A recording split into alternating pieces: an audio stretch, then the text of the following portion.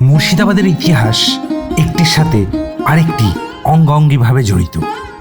এখানের ইতিহাস জুড়ে রয়েছে অনেক নৃশংসতা, অত্যাচার, শাসন, শোষণ এবং লুটতরাজের কাহিনী। এখানকার ইতিহাস যত শুনবেন মনে হয় কম পড়ে যায়। সেই সময় এক নৃশংস রাজার কাহিনী আজ শোনাবো। তিনি কিভাবে প্রজাদের উপর শাসন শোষণ চালাতেন তার কিছু নিদর্শন জানতে আজ আমরা যাব মুর্শিদাবাদের নসিপুর রাজবাড়ি। তিনি এমনই অত্যাচারী ছিলেন যে তাকে মহিষাসুরের সাথে তুলনা করা হয়েছে। আসুন সেই কাহিনী শুনতে চলে যাই মুর্শিদাবাদের নসিপুর রাজবাড়ি। তার আগে আমাদের চ্যানেলে নতুন হলে চ্যানেলটিকে সাবস্ক্রাইব করে বেল আইকনটিকে অবশ্যই প্রেস করতে ভুলবেন না। ভিডিওটি ভালো লাগলে লাইক, শেয়ার এবং কমেন্ট করে আমাদের জানাবেন। চলে এসেছি নসিপুর রাজবাড়িতে। এটি নসিপুর রাজবাড়ি, দেবী সিংহের প্যালেস। দেবী সিং ছিলেন একজন ট্যাক্স কালেক্টর। দেবী সিংহকে এখানে ট্যাক্স কালেক্টর হিসাবে রিক্রুটেড করা হয়। উনি এখানকার অঞ্চলের ট্যাক্স কালেক্ট করতেন এবং খুব কঠোর একজন ট্যাক্স কালেক্টর ছিলেন। শোনা যায় সেই সময় যারা ট্যাক্স দিতে পারতেন না তাদের ওপর বিভিন্নভাবে নির্যাতনও চালানো হতো, বিভিন্নভাবে অত্যাচার চালানো হতো। অনেক সময় তাদের মৃত্যুদণ্ড পর্যন্ত দেওয়া হতো এই রাজবাড়ির প্রাসাদে। আসুন এই রাজপ্রাসাদটি একবার ঘুরে দেখা যাক। নসিপুর রাজবাড়ি। আমাদের আজকের কাহিনী নসিপুর রাজবাড়ি নিয়ে। এই রাজবাড়ি 1776 খ্রিস্টাব্দে দেবী সিং নির্মাণ করেন। পরবর্তীকালে এই রাজবাড়িটি দেবী সিংয়ের উত্তরপুরুষ রাজা কীর্তিচাঁদ বাহাদুর 1856 সালে পুনর্নির্মাণ করেন।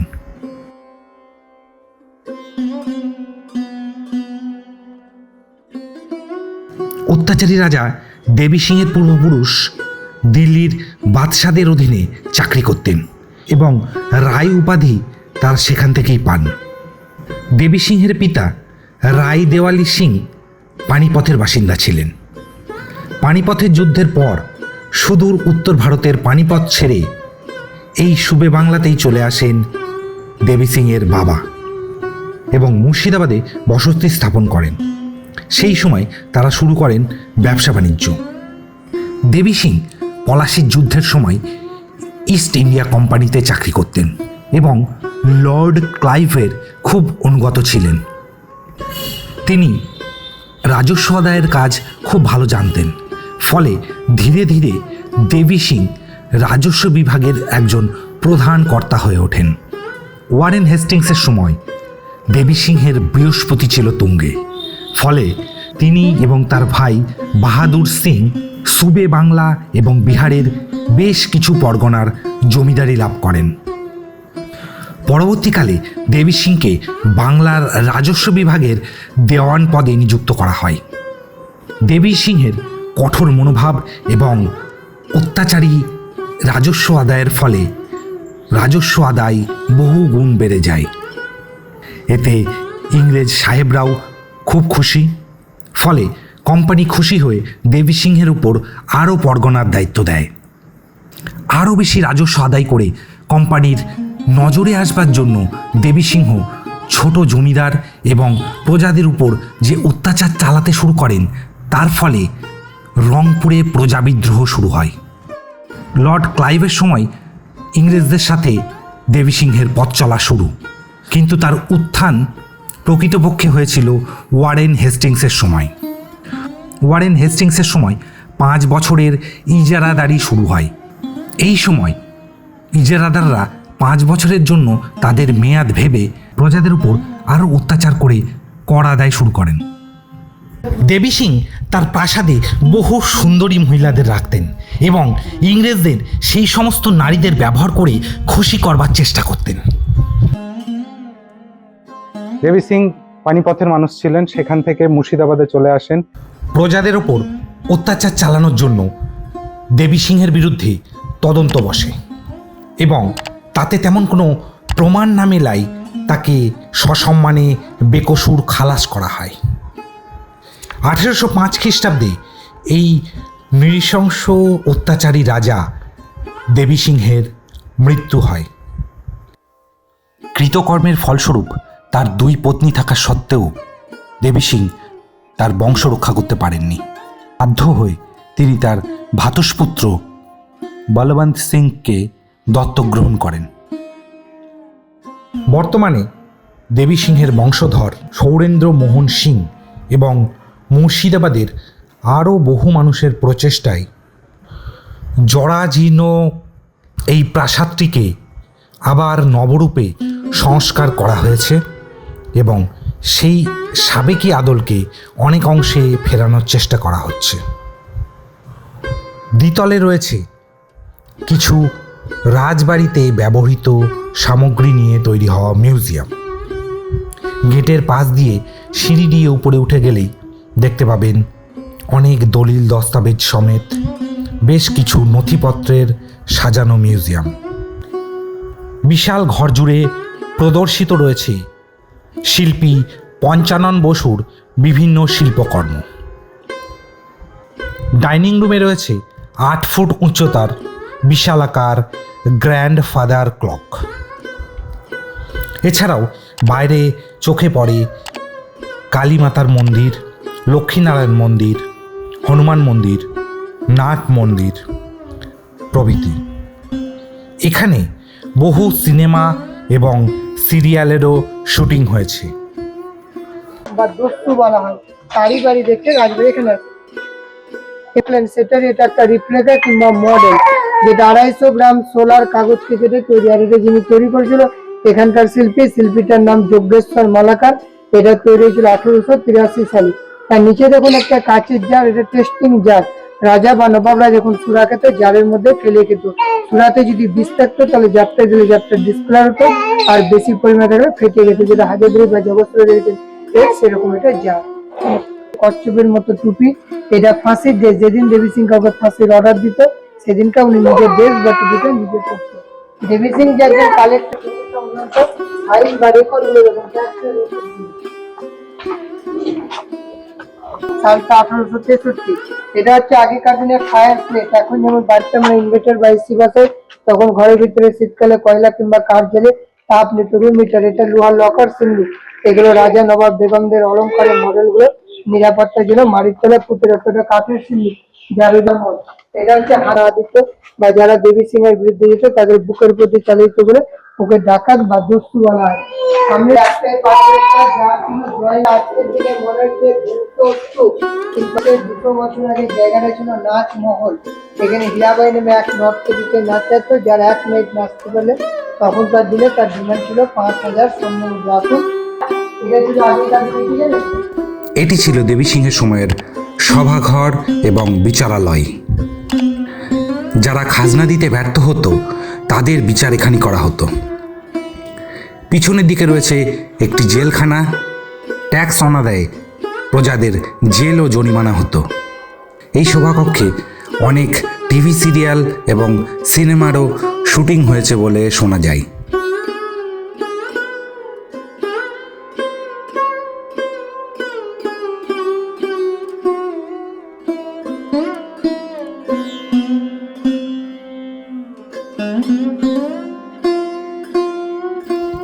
এরপরেই দেখে নিন ফাঁসি কক্ষ।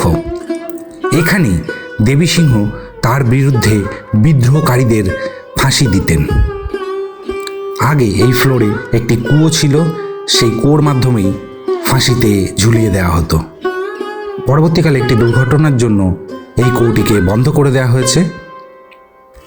এখন এটি যাত্রা দলের সাজঘর রূপে পরিবর্তিত হয়েছে। বাইরের দেওয়ালে রয়েছে হীরাবাই, ওয়ারেন হেস্টিংস এবং রাজা দেবী সিংহের ছবি। সেই সময় লখনৌয়ের বিখ্যাত নর্তকী ছিলেন হীরাবাই, যিনি প্রতি রাতের জন্য 500 স্বর্ণমুদ্রা নিতেন। হীরাবাইকে কাজে লাগিয়েও দেবী সিং ইংরেজদের খুশি করবার চেষ্টা করতেন। পাশে রয়েছে রাজা কীর্তিচাঁদ সিং।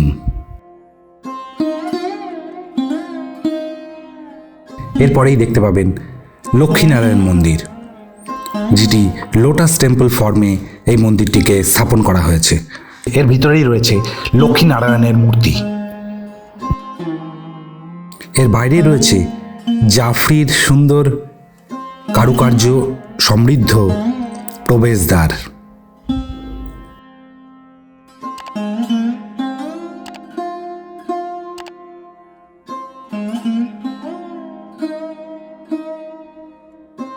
এরই পাশে রয়েছে বেলজিয়াম কাচের তৈরি বিশাল আকার একটি আয়না।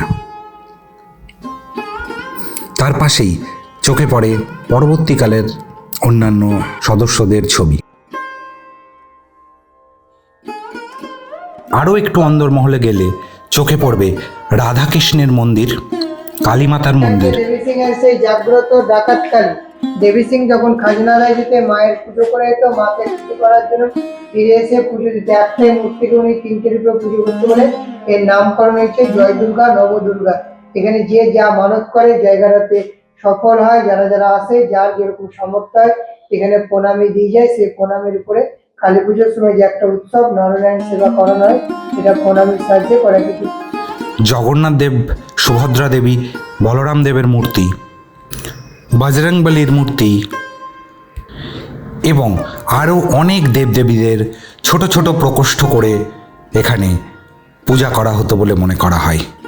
সেগুলিও রাখা রয়েছে, আপনারা এক নজরে দেখে নিন।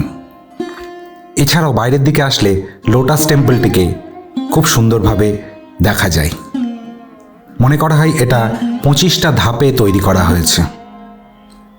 আরও চোখে পড়ল একটি পূজার বেদি, যাতে ধুনুচি এবং প্রদীপ রাখা রয়েছে। এর থেকে বোঝা যায় এই বেদিতেই হয়তো সেই সময় পূজা অর্চনা করা হতো এবং বর্তমানেও হয়তো এখানে পূজা অর্চনা করা হয়ে থাকে।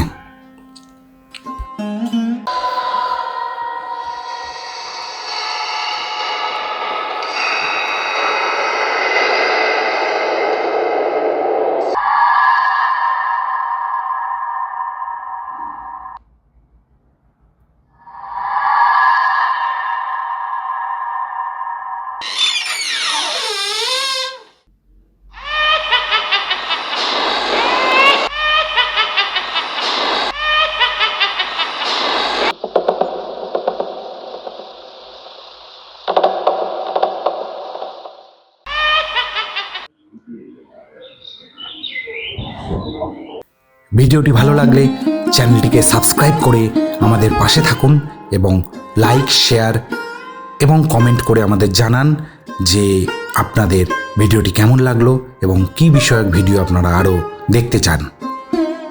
মুর্শিদাবাদ সংক্রান্ত অন্যান্য জায়গার সমস্ত ভিডিও এই চ্যানেলে দেওয়া আছে, আপনারা চাইলে সেগুলি দেখে নিতে পারেন।